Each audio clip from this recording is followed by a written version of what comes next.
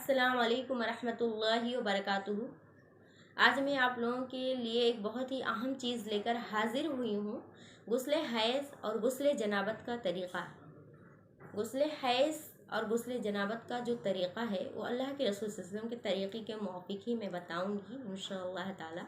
लेकिन उससे पहले मैं आप बहनों को ये बताना चाहती हूँ कि गुस्ल हैज़ के जो अय्याम हैं कम से कम 3 दिन है और ज़्यादा से ज़्यादा 10 दिन है। यानी 3 दिन के बाद अगर आपको खून नहीं आ रहा है, आप गाढ़ा सफ़ेद पानी चूने के मानिंद देख रही हैं, तो आप फ़ौरन गुस्ल कीजिए। गुस्ल में कोताही मत कीजिए, देरी मत कीजिए, क्योंकि बहुत ज़्यादा गुनाह है। और दूसरी चीज़, अगर आपको 10 दिन के दरमियान में खून आ रहा, गंदा पानी आ रहा है, तो नापाकी में शुमार होगा। लेकिन 10 दिन के बाद अगर आपको खून आ रहा है तभी वो पाक खून है और आप गुस्ल कीजिए और नमाज़ पढ़िए।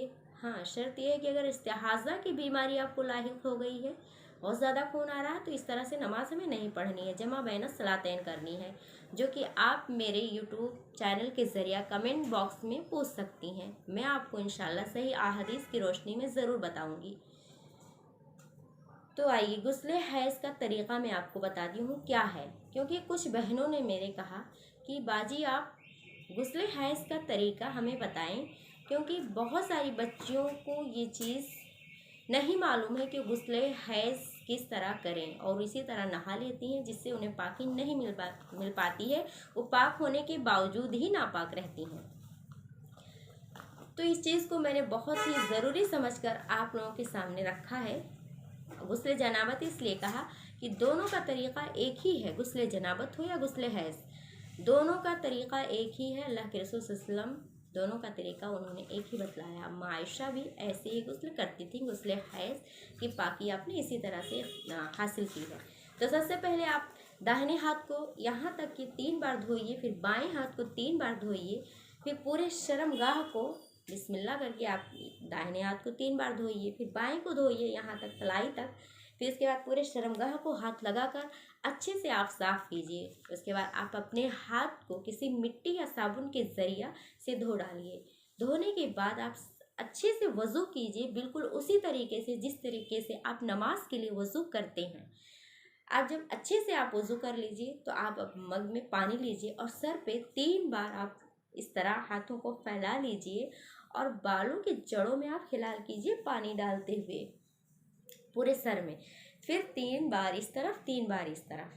बहुत सारे भाई बहन ऐसे होते हैं कि यार पहली बार मैंने वज़ू किया तो मैंने मैल कुचैल साफ़ किया, मेरा वज़ू टूट गया, शायद पूरी बॉडी पे सही से पानी नहीं पड़ा था, भीगा भी नहीं था, कहीं खुश्क रह गया था। इसलिए आप इस शक को, इस शैतानी वसवसा को दूर करने के लिए ऐसा कीजिए कि आप आखिर में जब निकलने लगे, आपको ये लगे कि अब मैं एकदम साफ़ हो गया हूँ, तो लास्ट में एक बार फिर वज़ू करके आप अपने जिस्म पर पानी बहा लीजिए। और शर्त यह है कि शर्मगाह पे हाथ ना लगे, तो आपका वज़ू बरकरार है। आप उसी वज़ू से नमाज भी अदा कर सकते हैं, आपका वज़ू बाकी रहेगा। लेकिन अगर आप शर्मगाह पे हाथ लगा रहे हैं तो आपकी वज़ू साक़ित हो जाएगी। नमाज के लिए आपको दूसरी वज़ू करनी ही होगी।